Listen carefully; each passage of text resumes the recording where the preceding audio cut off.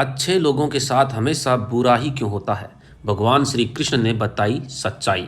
दोस्तों, आपने भी बहुत बार देखा, सुना या फिर महसूस किया होगा कि आपके आसपास धर्म, कर्म, पूजा पाठ करने वाले और सही मार्ग पे चलने वाले लोगों की जिंदगी खुशहाल नहीं होती, लेकिन दुष्ट, अधर्मी और दूसरों को परेशान करने वाले, दूसरों को प्रताड़ित करने वाले लोगों की जिंदगी खुशियों से भरी होती है। यह सब देखकर आपके मन में भी कभी ना कभी यह सवाल जरूर उठा होगा कि आखिर अच्छे लोगों के साथ बुरा क्यों होता है और बुरे लोग इतना खुश कैसे रहते हैं। अतः आज हम आपको बताने वाले हैं कि आखिर अच्छे लोगों के साथ हमेशा बुरा ही क्यों होता है। अतः पूरी जानकारी के लिए वीडियो को अंत तक ध्यान से ही अवश्य देखें। नमस्कार, स्वागत है आप सभी का एक बार फिर से। दोस्तों, हमारे सभी प्रश्नों के जवाब हमें अपने ग्रंथों से मिल जाते हैं, परंतु आज के अधिकतर लोग इन बातों को नहीं जानते, जिसका सबसे बड़ा कारण है कि हम धर्म ग्रंथों को सही से पढ़ते नहीं या फिर उनमें लिखी बातों पर हम विश्वास ही नहीं करते। आज की इस वीडियो में हम आपको बताएंगे कि आखिर अच्छे लोगों के साथ हमेशा बुरा ही क्यों होता है, जिसका वर्णन भगवत गीता में भगवान श्री कृष्ण ने विस्तार से किया है। तो आइए शुरू करते हैं। दोस्तों, धर्म ग्रंथों में भगवत गीता एक ऐसा ग्रंथ है जिसमें मनुष्य के मन में उठने वाले हर प्रश्न का हल विस्तार से बताया गया है। महाभारत के अनुसार अर्जुन के मन में जब भी कोई दुविधा उत्पन्न होती थी, उसके समाधान के लिए अर्जुन श्री कृष्ण के पास पहुंच जाते थे और भगवान ने जो समाधान उनको बताए वही भगवत गीता है। वैसे अर्जुन तो एक माध्यम थे, दरअसल ये सब बातें हर मनुष्य को जीवन जीने के लिए नितांत आवश्यक है। एक दिन की बात है, अर्जुन भगवान श्री कृष्ण के पास आए और उनसे बोले, हे वासुदेव, मुझे एक दुविधा ने घेर रखा है और इसका समाधान आप ही बता सकते हैं।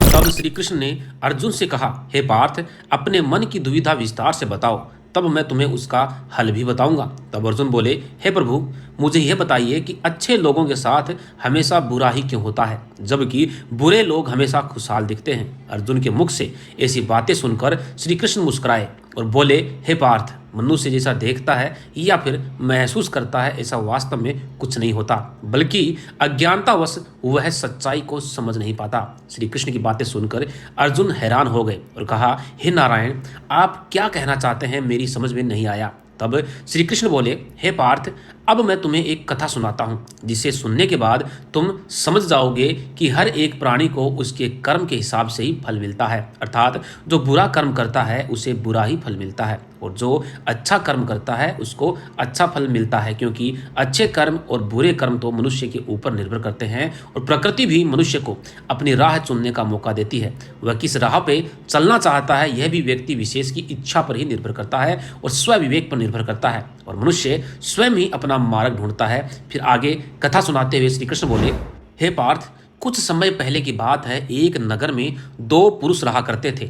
उनमें से एक पुरुष व्यापारी था जो अपने जीवन में धर्म और नीति को बहुत महत्व देता था। वह पूजा पाठ और भगवान की भक्ति में बहुत विश्वास करता था। चाहे कुछ भी हो जाए, वह रोज मंदिर जाना नहीं भूलता था और दान धर्म में भी किसी प्रकार की कमी नहीं रखता था। चाहे कुछ भी हो जाए, परंतु वह नित्य क्रम से भगवान की पूजा अर्चना करना नहीं भूलता था। और वहीं उसी नगर में दूसरा पुरुष बिल्कुल ही विपरीत था। वह प्रतिदिन मंदिर तो जाया करता था, लेकिन पूजा पाठ के उद्देश्य से नहीं, बल्कि मंदिर के बाहर से चप्पल और धन चुराने के उद्देश्य से जाता था। उसे दान धर्म, न्याय, परोपकार, सही गलत आदि किसी से भी कुछ लेना देना नहीं था। इतना ही नहीं, वह मंदिर जाकर वहां की चीजें भी चुरा लिया करता था। इसी तरह समय बीतता गया और एक दिन उस नगर में मूसलाधार बारिश हो रही थी, जिसकी वजह से उस दिन मंदिर में पंडित जी के अलावा कोई नहीं था।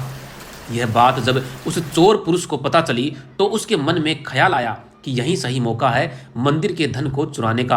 वह बारिश में ही मंदिर में पहुंच गया और मंदिर पहुंचकर पंडित जी से नजर बचाते हुए मंदिर में मौजूद सारे धन और जेवरात चुरा लिए और बड़ी प्रसन्नता के साथ आराम से वहां से निकल गया। उसी समय धर्म कर्म में विश्वास करने वाला व्यापारी भी उस मंदिर की तरफ आ रहा था, तो उसने उस चोर को मंदिर का धन ले जाते हुए बीच रास्ते में देख लिया और फिर पंडित जी को इस चोरी के विषय में बताने के लिए वह मंदिर पहुंचा और भगवान के दर्शन किए। परंतु दुर्भाग्य से मंदिर का पुजारी उस भले व्यापारी को ही चोर समझ बैठा और शोर मचाने लगा। शोर सुनकर मंदिर में लोगों की भीड़ जमा हो गई और सभी लोग उस भले व्यापारी को ही चोर समझ बैठे और उसे अपमानित करने लगे। वह भला व्यापारी हैरान हो गया, उसकी बात कोई नहीं सुन रहा था। उसे समझ में नहीं आ रहा था कि उसके साथ ये हो क्या रहा है। फिर वह किसी तरह उन लोगों से बचता हुआ मंदिर से निकल गया, लेकिन फिर भी दुर्भाग्य ने उसका साथ नहीं छोड़ा। मंदिर से बाहर निकलते ही वह एक गहरे गड्ढे में गिर गया और उसके एक पैर में गहरी चोट लग गई। फिर भी वह लंगड़ाते हुए अपने घर की तरफ जाने लगा। तभी रास्ते में उसकी मुलाकात उस दुष्ट व्यक्ति से हुई जिसने मंदिर का धन चोरी किया था।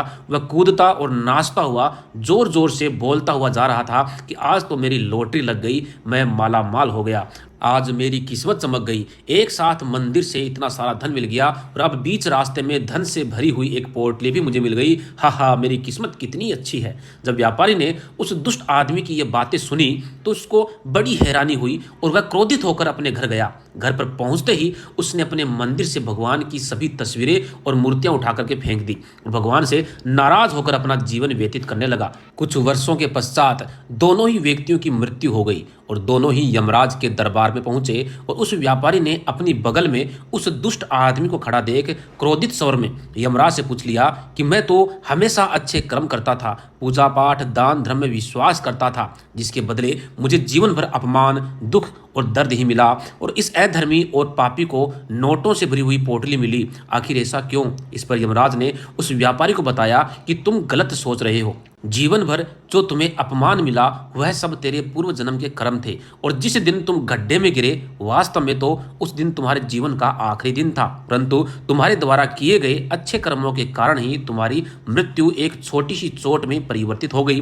और अब अगर तुम इस दुष्ट व्यक्ति के बारे में जानना चाहते हो तो सुनो। इस दुष्ट के भाग्य में राजयोग था, इसके भाग्य में पूरे राज्य का राजा बनना लिखा था, लेकिन इसके दुष्ट और अधर्म के कारण इसका सारा राजयोग एक छोटी सी धन की पोटली में परिवर्तित हो गया। भगवान श्री कृष्ण ने अर्जुन को यह कथा सुनाने के बाद ने पूछा कि हे अर्जुन, शायद तुम्हें अपने प्रश्न का जवाब मिल गया होगा, अतः तुम ऐसा कदापि मत सोचना कि भगवान लोगों के अच्छे कर्मों को नजरअंदाज कर रहे हैं। ऐसा बिल्कुल भी सत्य नहीं है। भगवान हमें क्या दे रहे हैं और किस रूप में दे रहे हैं, यह सब एक साधारण मनुष्य की समझ से परे है। लेकिन अगर आप अच्छे कर्म करते हैं तो भगवान की कृपा सदैव आपके ऊपर बनी रहती है। तो दोस्तों, इस कथा से हमें यह पता चलता है कि हमें हमेशा अच्छे कार्य और अच्छे कर्म ही करने चाहिए, कभी किसी को परेशान नहीं करना चाहिए, क्योंकि भगवान श्री कृष्ण ने गीता में बताया है कि मनुष्य के द्वारा किया गया अच्छा और बुरा कर्म कभी भी खाली नहीं जाता, उसका भोग उसको अवश्य ही भोगना होगा। तो दोस्तों, आज इस वीडियो में इतना ही, और अगर आपको यह जानकारी अच्छी लगी हो तो कमेंट बॉक्स में जय श्री कृष्णा अवश्य लिखें। धन्यवाद।